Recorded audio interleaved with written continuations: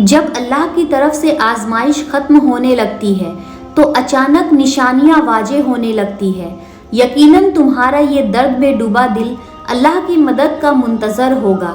کہ کوئی ایسا اشارہ تمہیں ظاہر ہو جو خوشیوں کے تمام بند دروازے تم پر کھول کر تمہاری آزمائش ختم ہونے کا سبب بنے۔ تو سنو، وہ زمین و آسمان کی ہر مخلوق کی خبر گیری کرنے والا اور ہر چیز کے خزانوں کا مالک خود قرآن میں تم سے فرماتا ہے کہ جو کوئی اللہ پر بھروسہ رکھے گا تو وہ اس کے لیے کافی ہوگا، اور اللہ اپنے کام کو جو وہ پورا کرنا چاہتا ہے پورا کر دیتا ہے۔ اللہ نے ہر چیز کا وقت مقرر کر رکھا ہے، اور یہ ہرگز نہ سمجھنا کہ اللہ اس سے غافل ہے۔ جو کچھ یہ ظالم کر رہے ہیں تو وہ ان لوگوں کو اس دن کی مہلت دے رہا ہے کہ جس دن ان کی آنکھیں پھٹی کی پھٹی رہ جائے گی۔ بس تم ان سے کہہ دو، میرے لیے اللہ ہی کافی ہے، اور بھروسہ کرنے والے تو صرف اسی پر بھروسہ کرتے ہیں۔ اور اگر تمہیں یہ لگتا ہے کہ تمہاری آزمائش طویل ہوتی جا رہی ہے اور ان مشکلات سے نکلنے کا کوئی راستہ تم پر روشن نہیں، تو یاد کرو وہ وقت جب اللہ تعالیٰ نے ایوب علیہ السلام کو آزمایا تو ان کے پاس کچھ بھی نہ رہا، مال و دولت، اولاد، رشتہ دار، یہاں تک کہ ان کی صحت بھی چلی گئی اور وہ ایک گمبھیر بیماری میں مبتلا ہو گئے۔ تو اس وقت حضرت ایوب علیہ السلام مایوس ہونے کے بجائے رب کی رحمت کا یقین قائم رکھتے ہوئے منتظر رہے، اور اس وقت انہوں نے رب کریم سے یہ دعا کی کہ اے میرے رب، بے شک مجھے سخت تکلیف آ چکی ہے، تو رحم کرنے والوں میں سب سے زیادہ رحم کرنے والا ہے۔ تو اللہ تعالیٰ نے رحم کی اور جو تکلیف تھی اسے دور کر کے انہیں بڑی عطاؤں اور خوب انعامات سے نوازا۔ یاد رکھو، تمہارے رب کا علم اور اس کی عطائیں نامحدود ہے، اور اس سے کوئی بات پوشیدہ نہیں۔ وہ تمہارے ماضی، حال، مستقبل سب کچھ جانتا ہے۔ یاد رکھو، جو ساری کائنات کی تدبیر کر رہا ہے وہی تمہاری خوشحالی اور بدحالی، عرج و جوال اور تمہاری قسمتوں کے بناؤ اور بگاڑ کے عالم کے انتظام کو سنبھالے ہوئے ہے۔ قرآن پاک میں اللہ تعالیٰ خود فرما رہے ہیں کہ کون ہے جو بے قرار کی دعا سنتا ہے، کون ہے جو اس کی تکلیف کو دور کرتا ہے، اور وہ کون ہے جس نے زمین کو ذائع قرار بنایا اور پانی کے ذخیروں کے درمیان پردے حائل کر دیے، اور کون ہے جو خشکی پر سمندر کی تاریکیوں میں تم کو راستہ دکھاتا ہے، اور کون اپنی رحمت کے آگے عوام کو خوشخبری دے کر دیکھتا ہے۔ جب کبھی تمہیں اپنی زندگی سے شفا ہونے لگے اور ایسا محسوس ہو کہ جیت کر بھی ہار گئے ہو، جیسے ساری خواہش الٹی ہو گئی ہو، جیسے سب کچھ کھو دیا ہو، تو یاد رکھنا کہ جو کھو دیا وہ کھونے کے لیے ہی تھا، اور جو بہت دعاؤں کے بعد بھی نہ ملا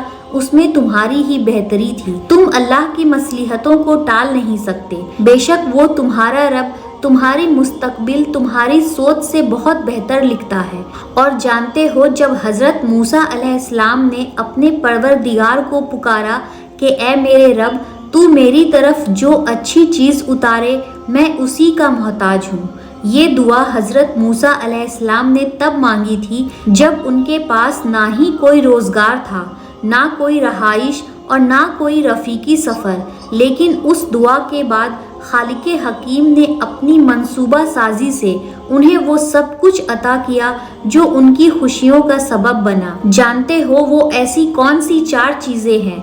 جو ظاہر کرتی ہے کہ تمہاری آزمائش اب ختم ہونے والی ہے؟ جس میں سب سے پہلی چیز تو یہ ہے کہ جب تمہارا دل بات بات پر گھبرانے لگے اور مایوسی تم پر چھانے لگے، اور ایسے میں تم خود کو مطمئن کرنے کے لیے دوسروں کے درد کا مداوا یا کسی کے دل کے درد کا مرہم بننے لگو، تو سمجھ لو کہ تم اللہ کے نگاہوں میں آ چکے ہو، کیونکہ تمہارے دل کی بدلتی کیفیت یہ واضح کرتی ہے کہ تمہارے غم اب خوشیوں میں بدلنے والے ہیں۔ اللہ تعالیٰ خود قرآن میں تمہیں اس کا اشارہ دے رہا ہے، اور بھلائی تو انہی کے لیے ہے جنہوں نے اس دنیا میں بھلائی کی ہو، اور اللہ کی زمین بہت وسیع ہے، اور جو لوگ صبر سے کام لیتے ہیں ان کے صبر کا انہیں انعام دیا جائے گا۔ اور جانتے ہو یہ خاص نشانی ہے جو تمہارے آزمائش کو دور کر کے تمہیں خوشیوں سے قریب کرنے لگتی ہے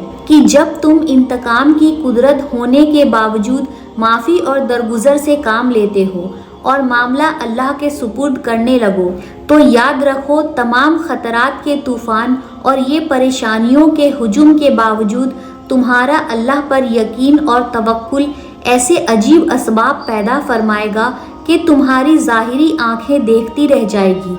یاد کرو وہ وقت جب حضرت یوسف علیہ السلام نے انتقام کی قدرت رکھنے کے باوجود اپنے بھائیوں کو ندامت سے بچانے کے لیے اپنے ساتھ کیے گئے ظلم کو شیطان کی طرف منسوب کیا اور اپنے بھائیوں کو معاف کر کے انہیں شرمندگی سے بچا لیا۔ اللہ فرماتا ہے، اے لوگوں جو ایمان لائے ہو اپنی فکر کرو، کسی دوسرے کی گمراہی سے تمہارا کچھ نہیں بگڑتا اگر تم خود راہ راست پر ہو، اور میرے بندوں سے کہہ دو کہ لوگوں سے ایسی باتیں کیا کرے جو پسندیدہ ہو، کیونکہ شیطان بری بات سے فساد ڈلوا دیتا ہے، اور اس میں کوئی شک نہیں کہ شیطان انسان کا کھلا دشمن ہے۔ اور جانتے ہو تمہارے رب کی نگاہ کو جو چیز سب سے زیادہ تمہاری طرف مائل کرتی ہے وہ تمہارا مشکل وقت میں اپنی حاجات کے لیے مدد طلب کرنا ہے اور اسی کے طرف ہاتھ پھیلانا ہے، کیونکہ جب تم دعا کے لیے ہاتھ اٹھاتے ہو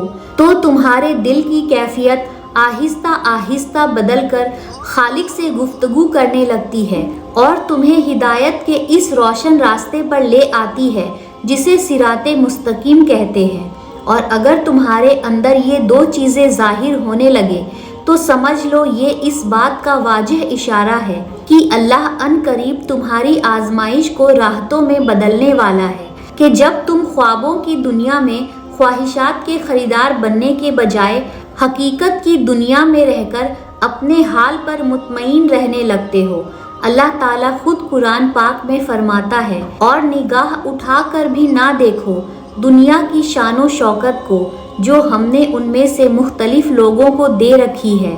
وہ ہم نے ان کو آزمائش میں ڈالنے کے لیے دی ہے، اور انجام کی بھلائی تو تقویٰ ہی ہے۔ اور جان رکھو کہ تمہاری آزمائش ختم ہونے کی سب سے بڑی نشانی تو یہ ہے کہ جب تمہارا دل درد سے بھرا ہوا ہو اور ان درد میں ڈوبے سوالوں کے جواب تمہیں قرآن تک لے آئے، اور قرآن کی آیات تمہاری عقل اور ذکر کو تسخیر کرتی ہوئی تم پر اللہ کی مصلحات کے راز کھولنے لگے، تو سمجھ لو آزمائش کا طوفان تھم کر سکون کی لہروں میں بدلنے والا ہے، کیونکہ تمام کلاموں پر بھاری اللہ کا کلام اور تمام محبتوں پر بھاری اللہ کی ہی محبت ہے۔ یاد رکھو وقت انسان کے لیے عارضی آزمائش لاتا ہے، زندگی فتح اور شکست کی وہ داستاں ہے جس میں ہر موڑ سے ایک نئی کہانی شروع ہوتی ہے۔ مطمئن ہو جاؤ تمہارا رب تمہاری حفاظت اور حمایت پر قادر ہے، اور اس کا صرف ایک اشارہ تمہاری زندگی کے تپتے صحرا کو نخلستان میں بدل دے گا۔ ان قریب اللہ تمہارے دامن اور تمہارے دل کے آنگن کو خوشیوں سے بھر کر تمہارے عطاؤں کے معجزات کرنے والا ہے۔ یا اللہ آپ میری امید نہیں میرا یقین ہے، یا اللہ میرے دل کو منافقت سے، میرے عمل کو دکھاوے سے، میری زبان کو جھوٹ سے اور میری آنکھوں کو خیانت سے پاک کر دے۔ ہم آزمائشوں میں گھرے ہوئے ہیں، یا اللہ تو ہماری مدد فرما اور ہمیں ہماری آزمائشوں سے نجات فرما، سکون عطا فرما اور ہماری آزمائشوں کو رحمتوں میں بدل دے۔ آمین ثم آمین۔